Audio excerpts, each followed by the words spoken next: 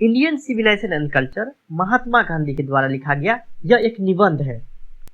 महात्मा गांधी का पूरा नाम मोहनदास करमचंद गांधी था। उनका जन्म 2 अक्टूबर को गुजरात में हुआ था। उन्हें बापू और राष्ट्रपिता दोनों के नाम से जाना जाता था। वे केवल वकील या राजनीतिज्ञ ही नहीं थे, बल्कि एक महान आध्यात्मिक नेता भी थे। सत्य और अहिंसा से उन्होंने भारत से ब्रिटिश शासन का सफाया कर दिया था।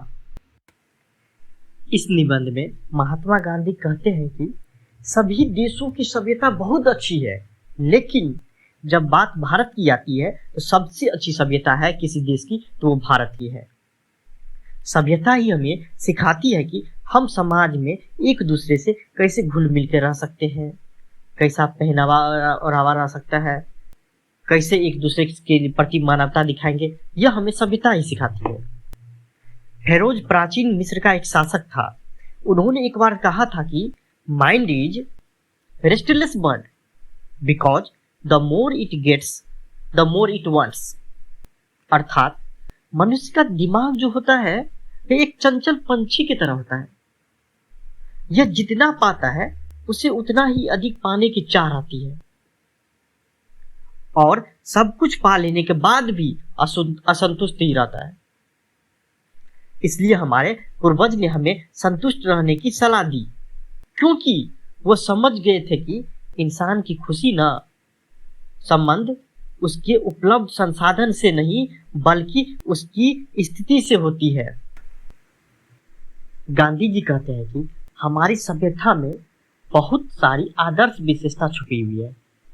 हमारे पूर्वज सोचते थे कि बड़े शहरों में सिर्फ चोरी, डकैती और देह व्यापार का धंधा होता है। शहर में लोग खुशी खुशी नहीं रह सकते हैं, इसीलिए वे लोग गांव में बड़े अच्छे तरीके से जिंदगी बिताते थे। गांधी जी फिर कहते हैं कि हमारे समय में भी वैद्य और वकील हुआ करते थे, परंतु वो खुद को ऊंचा एवं अन्य लोगों को नीचा नहीं समझते थे। वे जानते थे कि उनका ज्ञान लोगों की सेवा के लिए है, न कि अहंकार को बढ़ावा देने के लिए।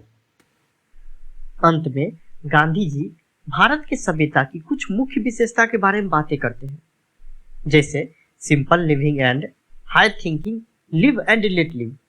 इसका मतलब है कि साधारण आदमी की तरह रहो, लेकिन सोच बड़ी रखो और अपने भी जियो और दूसरे को भी जीने दो। वो कहते हैं कि it is the duty of every Indian to follow the high ideals of Indian civilisation.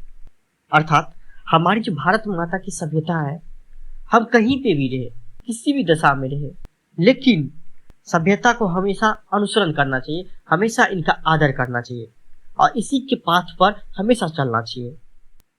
धन्यवाद।